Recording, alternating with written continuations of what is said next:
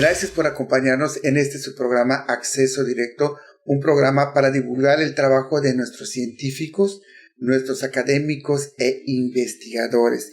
Y el día de hoy el tema está súper interesantísimo. Cómo observamos, cómo vemos los colores, ¿no? Y si hay trastornos, ahora sí, o si vemos bien o vemos mal. Y por eso tengo el gusto de platicarle con el doctor Héctor Armando Rubio Zapata, profesor titular de la Facultad de Medicina de la Universidad Autónoma de Yucatán.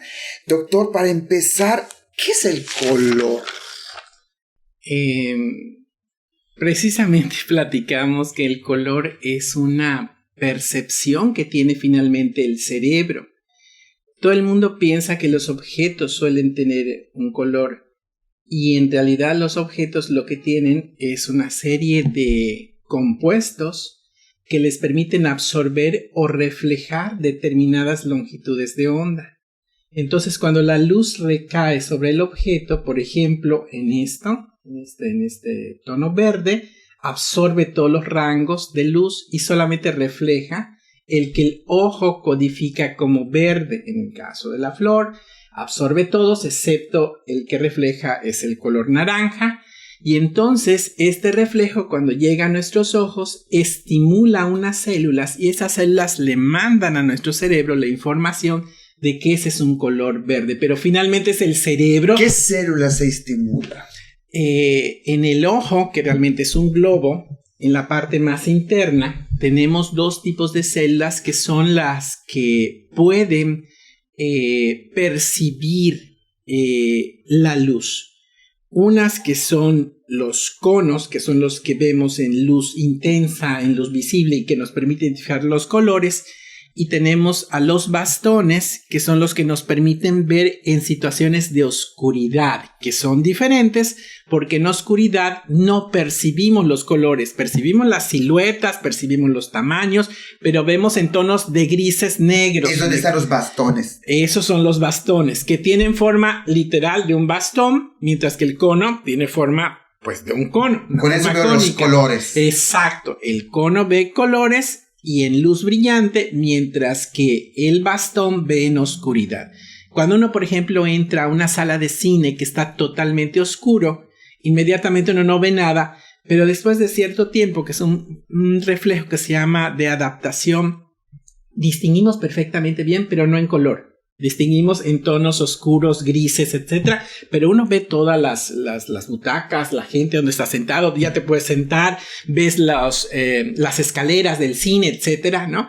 Y en este caso, mientras más oscuro, pues no es que veamos mejor, sino que nos permite identificar mejor. Y de hecho, cuando estamos en la oscuridad y alguien enciende la luz, el reflejo natural es cerrar los ojos porque el exceso de luz te molesta, porque en ese momento se activan otras células que son los bastones y se apagan los conos. No sé si me explico. Es como un switch. Cuando uno está, como en este caso, en una luz muy intensa, en luz visible, se activan los conos, que es los que nos permite ver en color. Si en este momento lo apago y quedamos oscuros, los conos se van a apagar y se van a encender los bastones para poder ver en oscuridad. Eso es en una situación normal. Normal, desde luego. Doctor, ¿qué factores pueden alterar la percepción de los colores? ¿Qué enfermedades? Bueno, hay distintas enfermedades que lo pueden hacer, ¿verdad? Desde luego enfermedades crónicas, como por ejemplo la diabetes mal controlada, ¿verdad? La hipertensión, suelen ver ellos de repente algunas como lucecitas que se llaman amaurosis, que son pequeños datos de esto. La diabetes genera crecimiento de los vasos de la retina que empiezan a apagar, ¿verdad? La percepción de la luz. Puede haber incluso hasta un desprendimiento de retina en donde la gente ve manchas como regiones negras totalmente, donde no ven absolutamente nada, y eso es algo grave porque deben de ir al oftalmólogo para evitar que este daño progrese. Obviamente las cataratas, que es una opacidad del cristalino, que es la lente natural que tenemos en el ojo y que la gente ve como un puntito blanco en la parte media del iris, que obviamente impide que la luz pueda entrar, ¿verdad? Y desde luego hay fármacos y drogas que también pueden alterar la percepción de la luz. La revisión bibliográfica dice que algunos medicamentos, como por ejemplo la digoxina, la digitoxina, que se utilizan para trastornos cardíacos, pueden alterar la percepción de los colores en los tonos rojos, en los tonos cálidos, ¿no? Algunos fármacos anticonvulsivantes como fenitoína, etcétera, también pudieran hacerlo, y desde luego pues las drogas, ¿no? La gente cuando utiliza drogas ilegales pues suele percibir, ¿no?, colores diferentes a los que normalmente ve, y eso puede ser, hay algunas personas como lo refieren muy atractivo, diciendo que incluso perciben colores, olores, sonidos que en una percepción normal no está, porque obviamente están alteradas nuestras células nerviosas, y entonces los estímulos pueden intensificarse o al contrario apagarse, permitiendo la entrada o salida de alguna de estas vías preferentes. Doctor, estos antiepilépticos, según tengo entendido, hacen débil los colores rojo y verde. No, rojo. Se ha visto que hay, sí, sobre todo cuando son dosis terapéuticas, rangos terapéuticos, no hay este efecto secundario. Pero cuando las dosis empiezan a aumentar o hay una intoxicación por estos fármacos, sí, uno de los datos que empiezan a referir los pacientes es que la percepción de la gama de colores, sobre todo rojos, que son los que vemos en las longitudes de onda de luz más largos, son los que se perciben menos. Y eso puede ser peligroso porque, por ejemplo, a la hora de cruzar un semáforo en rojo, ¿verdad?, pues pudiera ser que uno no se dé cuenta o no perciba eso, y pues atravieses y te atropellen, o si estás manejando, pues te pases un alto, ¿no?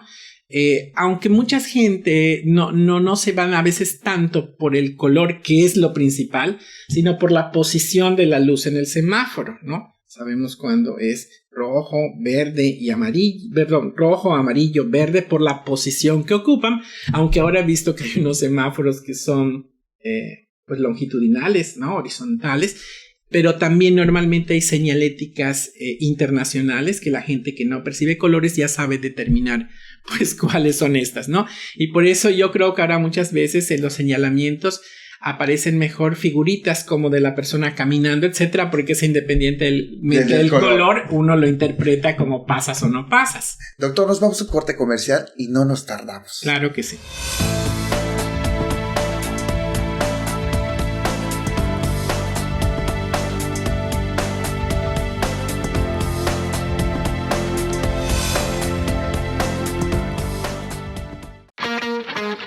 Teleplay, la señal de entretenimiento, cultura, espectáculos, noticias y más. Emitiendo desde Mérida, Yucatán. Disponible en teleplay.tv, servicio de Roku y aplicación gratuita para Apple y Android. Ahora también presente en las ciudades de Tizimín y Valladolid a través de sistema de cable. En Quintana Roo, la señal de Teleplay está disponible en Cozumel a través de cable de Cozumel y en Playa del Carmen a través de cable Riviera Maya. Esto es Teleplay.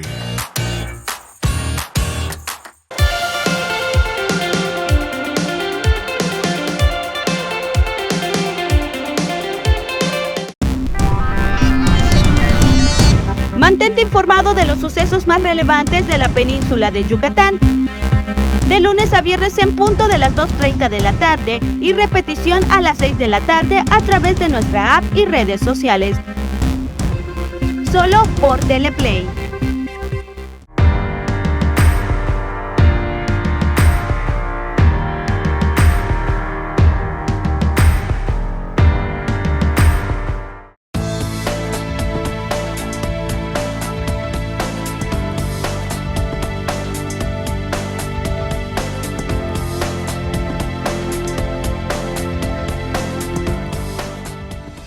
Gracias por continuar con nosotros y el secreto de los colores, porque tienen secreto, ¿verdad? Y para eso estamos practicando con el doctor Héctor Armando Rubio Zapata. Doctor, sí me gustaría adentrarme un poquito porque es un tema real, como las drogas, y además usted las especificó. El alcohol, ¿cómo no sé si me deteriora o me hace ver otras cosas? ¿Me los podría explicar, por favor? Sí. Esto puede ser muy complejo, voy a tratar de ser lo más sencillo posible para que la audiencia nos pueda entender. Las personas piensan que el alcohol es un estimulante y en realidad el alcohol es una droga depresora. Lo que ocurre es que depende de la cantidad que hayas tomado. En cantidades pequeñas, el alcohol, que es un depresor, inhibe a ciertas neuronas que nos mantienen reprimidos normalmente. Y entonces la persona se desinhibe y por eso uno piensa que es estimulante, porque ves que la persona que era muy calladita empieza a hablar mucho, se empieza a reír, empieza a bailar, ¿no? Pero si continúa ingiriendo, es muy interesante ver el cambio. Después de ese periodo de que está como excitado, exaltado, empieza a quedarse callado, empieza a recordar cosas tristes. Cuando veas, empieza a llorar, empezó el periodo de depresión. Si continúa tomando, ya hay mayor alteración, incluso afectación motora. Con trabajo se levanta, quiere agarrar un vaso y lo tira. Quiere tomar y se le cae la bebida, etcétera, ¿no? Y si continúa tomando, pues finalmente hay un estado de depresión enorme que incluso hay que sacarlo, pues arrastrando a veces de las fiestas o de los bares o donde fuera, porque realmente es una droga depresora. O sea, disminuye la frecuencia cardíaca, disminuye la temperatura, disminuye los reflejos, y por eso es muy importante. Y mucha gente fallece por intoxicaciones alcohólicas. Cuando son muy excesivas, puede ser incluso por un daño hepático masivo, ¿no? Esa es una intoxicación grave. También dependiendo del tipo de alcohol y de la cantidad de alcohol que se esté ingiriendo en la bebida, ¿verdad? Desde luego, ¿no? Y también hay pérdidas de vitaminas, decía usted. No, claro, pues es en forma crónica, ¿no? El alcohólico, no es el que toma quizá en pequeñas cantidades, pero muy frecuentemente, a lo mejor diario, etcétera, tiene deficiencia de vitamina B12 o del complejo de las vitaminas B, y estas vitaminas son indispensables para las proteínas que nos permiten identificar los colores. De hecho, el hígado es un sitio excelente, es un reservorio para la vitamina A, que es fundamental para la visión en oscuridad. Hay una patología que es la ceguera nocturna, en donde la deficiencia de vitamina A impide que los bastones, en este caso no los conos, no puedan ver de noche, y entonces la gente literalmente se tropieza de noche, no puede ver, y cuando le da un suplemento de vitamina A se corrige perfectamente. En el caso de los colores, el complejo B no es que exclusivamente dependan, es uno de los muchos factores nutricionales que nos permiten visualizar mejor. Y obviamente el alcohólico crónico, como el agudo, pues dependiendo del grado de intoxicación ya no le permite visualizar correctamente los colores, y si eso le añade usted al trastorno que tienen de lentitud, de reflejos, de respuesta, pues mayores accidentes, ¿verdad? Se caen, chocan, generan accidentes graves. La cocaína y el cristal, ¿cómo afectan la visión? La cocaína y el cristal tienen un mecanismo de acción diferente. Estos sí son estimuladores. Entonces, la cocaína y el cristal lo que hacen a nivel cerebral es estimular a ciertas neuronas. Entonces, sin necesidad de que nuestras células receptoras le manden información al cerebro de algún color en especial, estas sustancias directamente lo pueden hacer. Por eso es que también dependiendo de el nivel de intoxicación, ¿verdad? Pueden presentar alucinaciones visuales, ver objetos que no hay, colores que normalmente no existen. Fotofobia. La fotofobia es como el dolor a la visión. La gente tiene que cerrar, le molesta, le incomoda ver. Esa es una fotofobia, y eso se presenta sobre todo en intoxicaciones por cocaína, porque uno de los efectos que hace la cocaína en el sistema estimulatorio es que abre la pupila. Y al dilatar la pupila, la luz entra más al ojo. Y es como que uno tenga un foco directamente en su ojo y usted entenderá que eso molesta mucho y la gente tiende a cerrar el ojo. Estas personas, por lo general, cuando están intoxicados, suelen utilizar, no estoy diciendo en todos los casos, ¿verdad?, lentes de sol. Por eso a veces es llamativo que una persona, cuando está oscuro, utilice un lente de sol, ¿verdad? Y es porque obviamente pues está entrando mucha luz. Claro, eso no quiere decir que todas las personas que usan lentes de sol durante la tarde o noche igual decía que hay infección por el consumo, ¿no? Por el canal lagrimal. Ah, sí, cómo no. Las personas que suelen inhalar la vía olfatoria, en este punto tenemos un conducto que se llama nasolagrimal, en donde las lágrimas drenan y literalmente nos estamos comiendo o tomando nuestras lágrimas, ¿no? Entonces, las sustancias que entran y que pueden inflamar la parte interna del conducto olfatorio, de la cavidad olfatoria, pues pueden tapar ese conducto y la glándula, al no poder drenar, hincha el ojo y le infecta, porque no hay un drenaje como tal. Esto normalmente se corrige, ¿verdad?, cuando las adicciones o el agente agresor pues está involucrado. Eso se reduce cuando reduces obviamente el consumo o tiene un tratamiento normalmente. La morfina y la heroína, ¿qué me hacen ver? ¿O cómo veo? Son drogas duras, ¿no? El LSD, la heroína, etcétera. Estamos hablando de drogas muy duras. Estas sí, directamente la gente que las consume refiere tener alucinaciones así, ven halos de luces, ven figuras, etcétera. De hecho, durante los años 70, la época hippie, mucha gente consumía estos alucinógenos, ¿no?, como una manera de exacerbar las sensaciones, etcétera.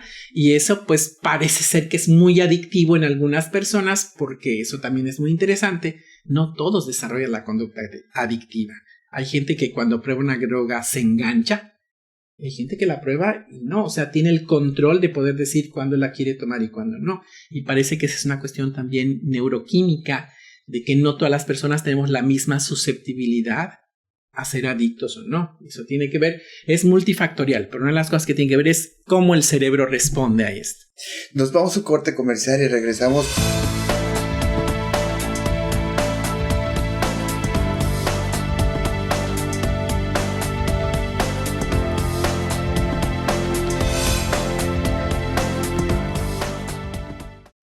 De Frente y Directo, un programa de análisis donde el comunicador Ramón Pérez y el grupo Muro Noticias nos explican todo sobre el acontecer político local.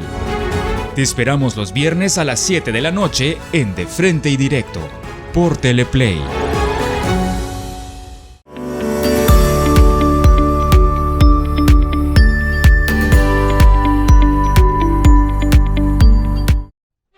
De manera poética, el gran cronista de nuestra Blanca Mérida nos lleva un viaje a través de la historia y la geografía de nuestra ciudad. Mérida de Yucatán, por Teleplay, viejos amigos en una nueva señal.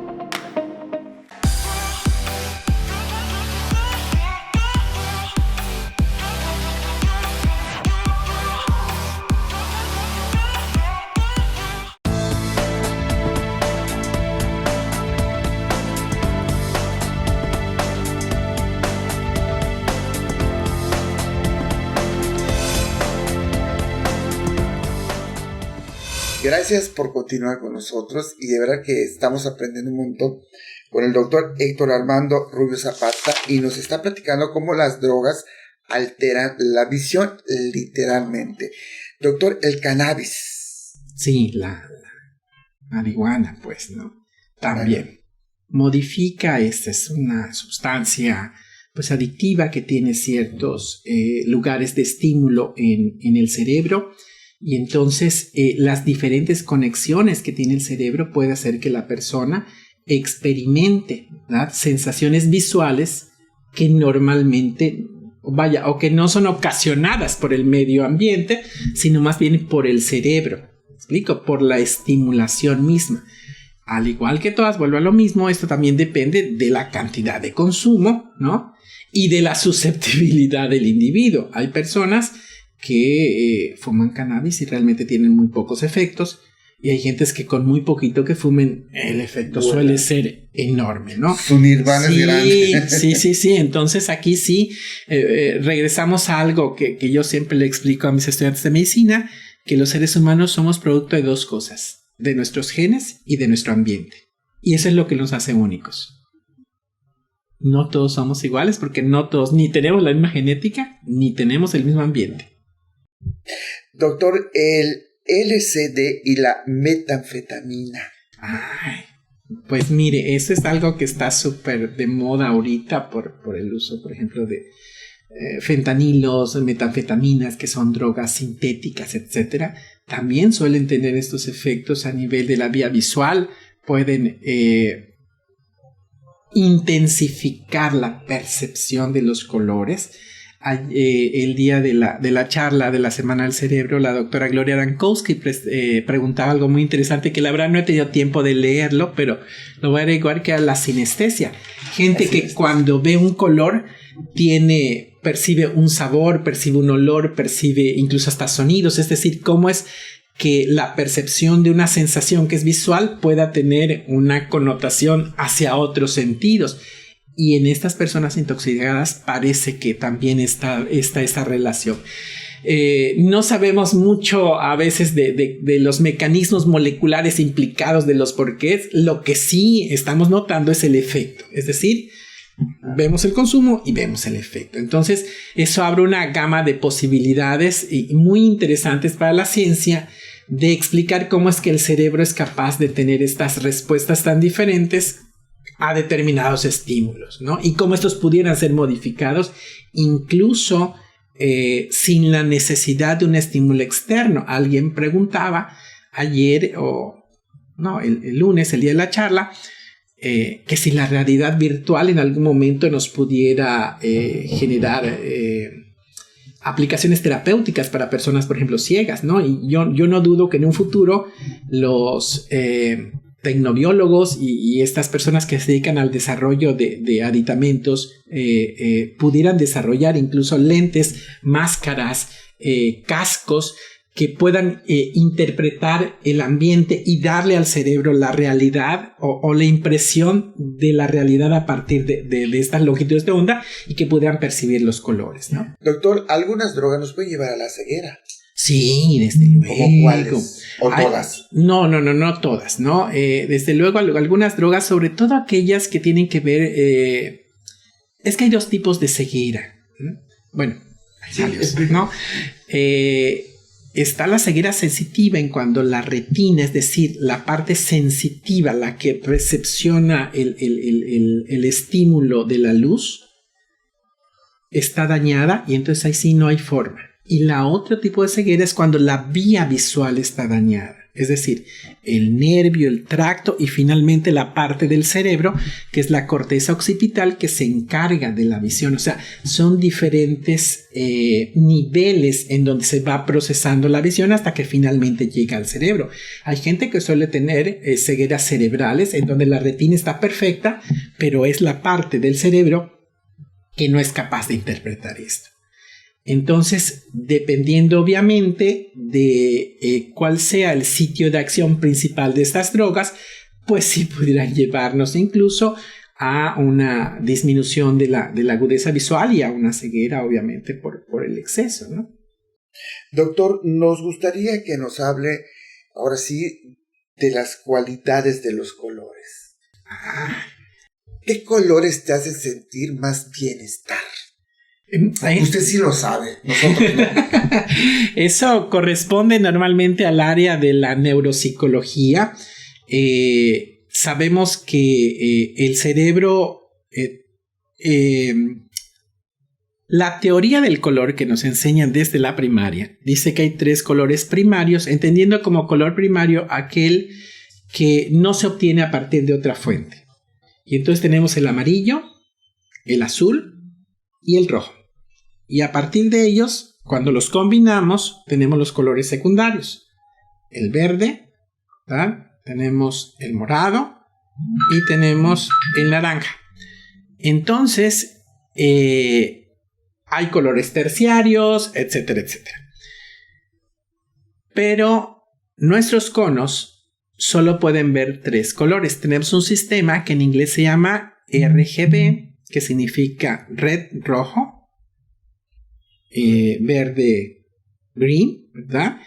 Y B de blue, azul. Entonces, realmente no tenemos amarillo, tenemos verde.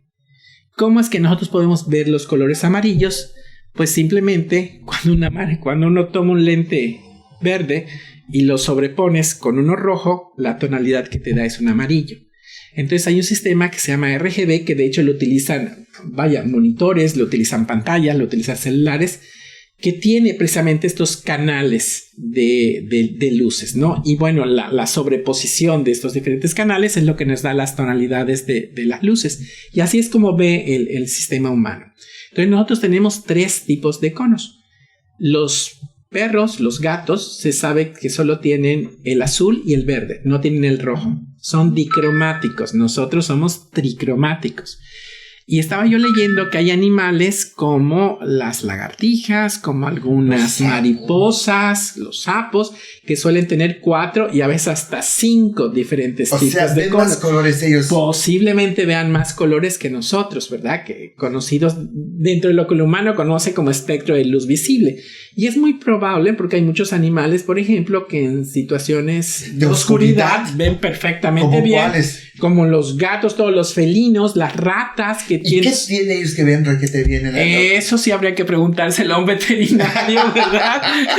Porque ellos son expertos en animal. Yo pues doy clases de medicina y soy médico, ¿verdad? Entonces, pero sí sería muy interesante saber cómo es que el ojo de estos animales les permite pues ver en estas situaciones que el ser humano no ve.